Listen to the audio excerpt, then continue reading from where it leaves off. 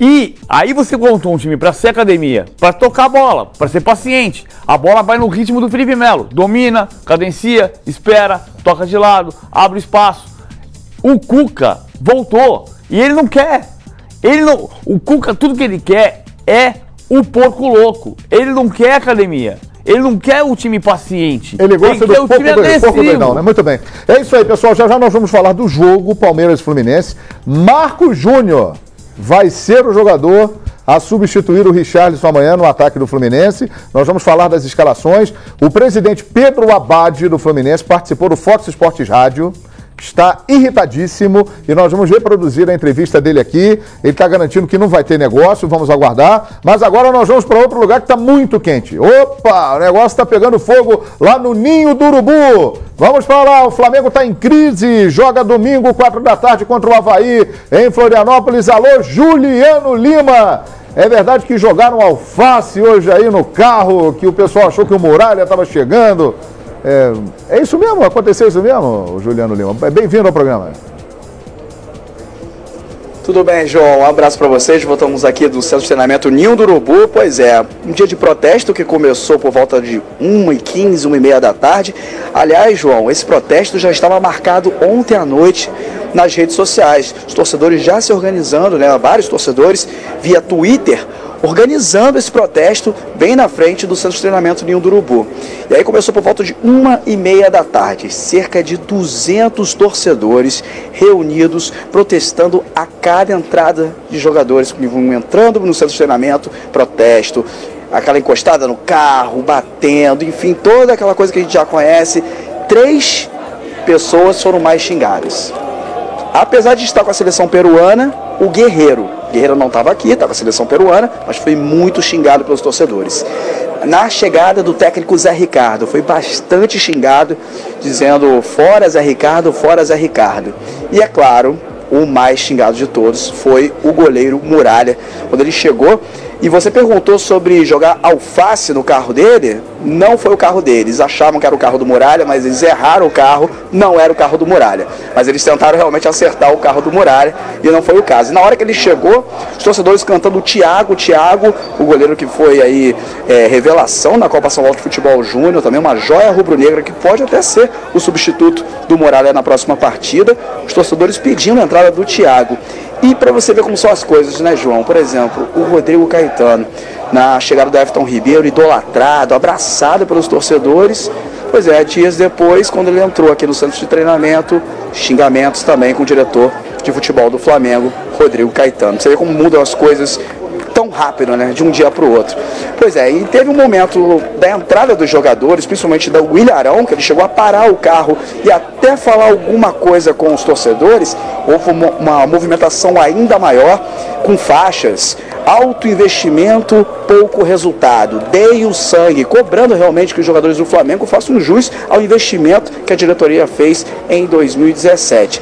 E na hora que a coisa esquentou realmente, a Polícia Militar teve que utilizar tiro de bala de borracha para afastar os torcedores e não deixar entrar no centro de treinamento, e também gases de efeito moral. Então chegou a esse ponto realmente. Eram em torno de 5 a 6 viaturas da Polícia Militar para tentar conter esse número grande de torcedores aqui, que foi diminuindo aos pouquinhos, e como a gente foi mostrando no Boa Tarde Fox, depois que os jogadores entraram, esse número caiu para 30, 40 torcedores, alguns até estão lá do lado de fora, aguardando a saída dos jogadores. O Flamengo está armando um esquema de segurança importante para ter os jogadores deixarem o centro de treinamento, e daqui a pouco o zagueiro Juan, o experiente Juan, vai falar sobre esse dia agitado aqui no centro de treinamento, a chegada dos jogadores, e é claro, esse momento sem vencer a 3 jogos, e pela frente aí o jogo contra o Avaí, fora de casa. O técnico Zé Ricardo permanece, mas não sabemos até quando, né, realmente, como fica a situação do técnico do Flamengo. Agora foi um dia muito agitado realmente.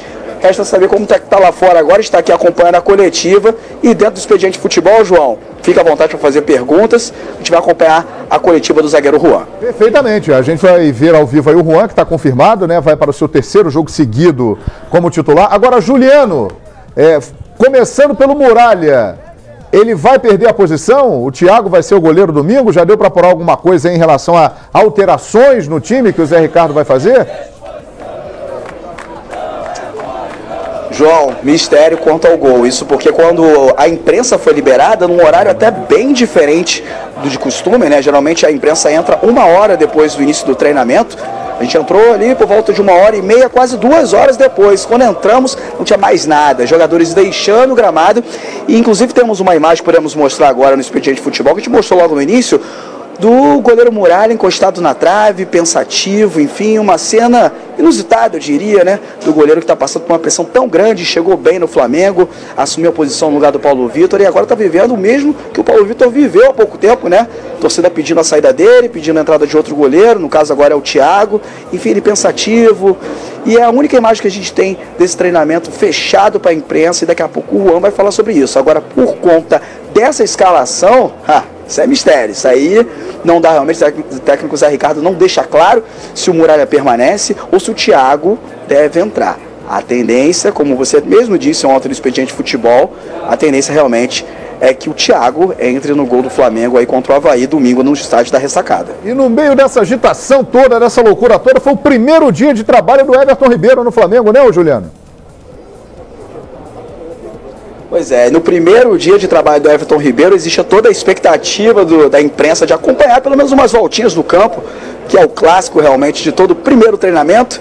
Nem isso o Flamengo pôde liberar por conta daquela confusão do lado de fora. Então a gente não teve a condição de acompanhar esse primeiro treinamento. A gente vai perguntar para o Juan certamente daqui a pouco como é que foi a chegada do Everton Ribeiro, esse primeiro treinamento, se chegaram a conversar. Realmente o Juan aí é um dos mais experientes da equipe, com 38 anos, enfim, a gente vai tentar ouvir um pouquinho dele, dessa chegada, da expectativa e principalmente como é que foi esse primeiro contato com os jogadores no gramado aqui no centro de treinamento.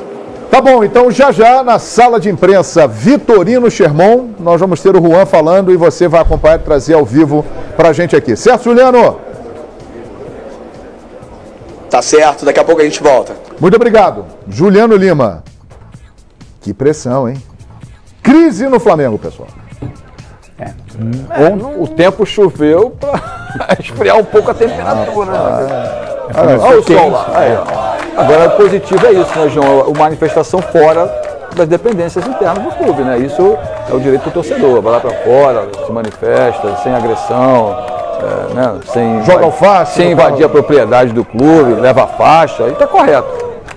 Pelo menos não tivemos nenhuma informação que quebraram o carro de ninguém. Não. Tacar coisa no carro dos outros, né? Eu acho que aí também ultrapassa o limite. Agora, uma alfacezinha. Alfacezinha.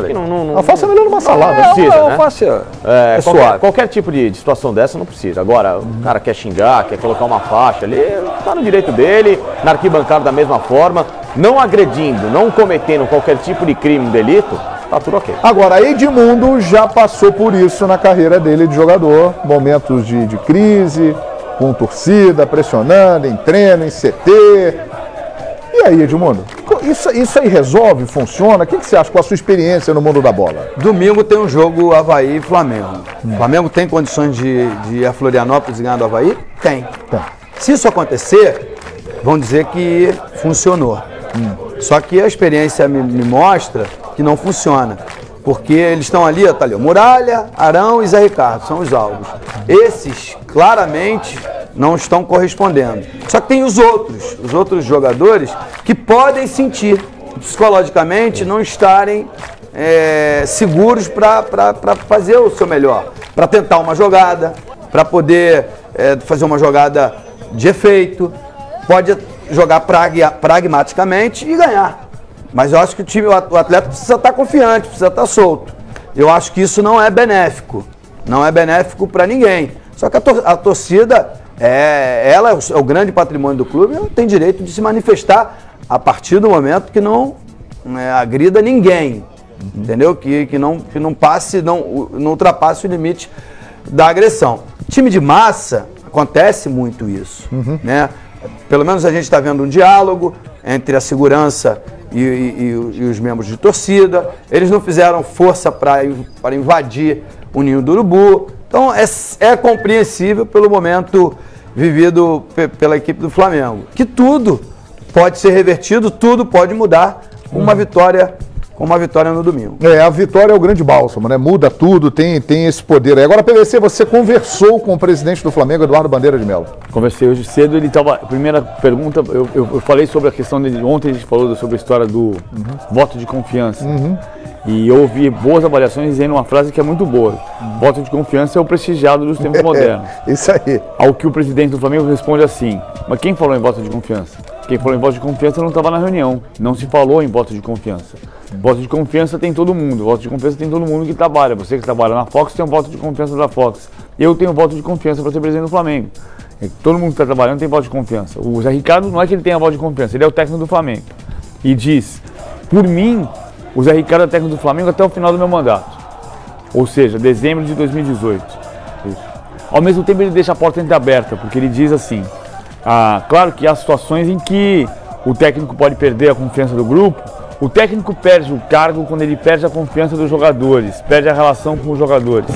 Se acontecer isso, você muda o comando técnico. Ou seja, ele não está dizendo que não pode haver mudança. Está deixando claro que não vai ser uma contradição se amanhã ou depois tiver que trocar. Mas está dizendo que se ele perder o Avaí, perder a Ponte Preta, perder o Fluminense, pelo presidente do Flamengo, continua sendo o Zé Ricardo, porque ele enxerga o potencial para que o Zé Ricardo seja um grande técnico e que seja no Flamengo. Agora, o ponto é exatamente que a intenção da direção do Flamengo é não trocar o comando técnico. Eu tenho convicção disso. Ouvindo o presidente do Flamengo também, mas tenho confiança nisso. A pergunta é quanto se resiste a isso aqui. A pressão é muito grande. Né? Agora, tem outro ponto. O Facincani tem ido ao Ninho do Urubu diversas vezes. Eu fui algumas vezes. Lá no campo de treino, o cara não tá vendo isso aqui nem ouvindo. Não, é muito longe. É muito longe. Ele não tá ouvindo, ele tá vendo na televisão agora. Era assim que tava. Mas isso foi antes da entrada. Todos, ao chegar ao treinamento, microfone sem fio chega lá. O microfone sem fio chega lá. Também isso. Os jogadores passaram de carro por ali. Eles viram que tem uma movimentação, né? É claro que assim, ao longo do trabalho tático, o cara não ouve, né? Que aí você consegue se concentrar um pouco mais, consegue ouvir a palavra do técnico. Provavelmente teve uma reunião da diretoria, comissão técnica com os jogadores, dizendo, cara, vamos trabalhar, só a gente pode reverter isso, enfim, N situações que são explanadas, e aí vamos para o trabalho, porque é só com o trabalho realmente que você muda essa situação. E aí, o trabalho lá, ele não é atrapalhado, mas o cara tá lá dentro e fala, como é que eu vou sair? Será que vão me agredir? Enfim, tomara que isso não tenha acontecido, né? E talvez a chuva tenha ajudado para dispersar. Para mim, o grande problema do Flamengo é que em alguns momentos parece... Desculpa, só até a entrada dos jogadores você percebe ali que não há aquele sentido raivoso da torcida com os caras. Estão fazendo barulho. Estão fazendo barulho, eles estão mostrando insatisfação. Tinha alvo, Paulo, tinha o alvo.